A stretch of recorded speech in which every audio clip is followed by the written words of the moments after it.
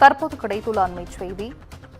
செங்கல்பட்டு மாவட்டம் மதுராந்தகம் அருகே 100 நாள் திட்டத்தில் வேலை கோரி கஞ்சி காய்ச்சி போராட்டமானது தற்போது நடைபெற்று வருகிறது.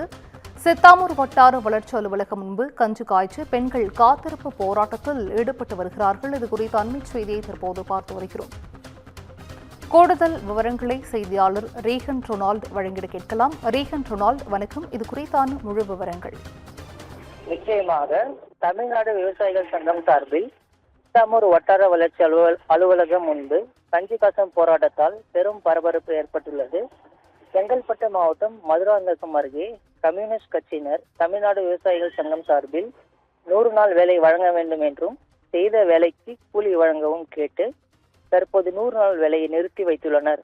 அதனை மீண்டும் தொடங்கி வேலையை கொடுக்கும் வரை சித்தாமூர் வட்டார வளர்ச்சி அலுவலக நுழைவு வாயிலில் 10க்கும் மேற்பட்ட கிராமங்களில் இருந்து 300க்கும் மேற்பட்ட பெண்கள் காத்திருக்கும் போராட்டத்தில் ஈடுபட்டுள்ளனர். அப்போது போராட்டத்தில் ஈடுபட்ட பொதுமக்களிடம் அதிகாரிகள் பேச்சுவார்த்தை நடத்த வராததால் தொடர்ந்து காத்திருப்பு போராட்டத்தில் ஈடுபட்டுள்ள பெண்களால் பரபரப்பு ஏற்பட்டுள்ளது. சித்தாமூர் வட்டார வளர்ச்சி அலுவலகம் முன்பு அடுப்பு மூட்டி கஞ்சி காசும் போராட்டத்தால் ஈடுபட்ட பெண்களால் அப்பகுதியில் பெரும் பரபரப்பு ஏற்பட்டுள்ளது. சிந்துஜா, விவரங்களை வழங்கியமைக்கு நன்றி. Reagan Ronald.